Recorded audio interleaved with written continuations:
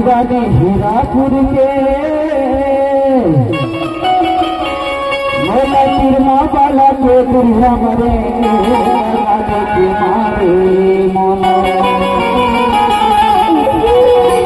और बड़ा अच्छा लोग तो बला लेकर सकेंगे पर दूर दूर होकर के फिर से वो रहना है पूरी दीवाने हीरापुर के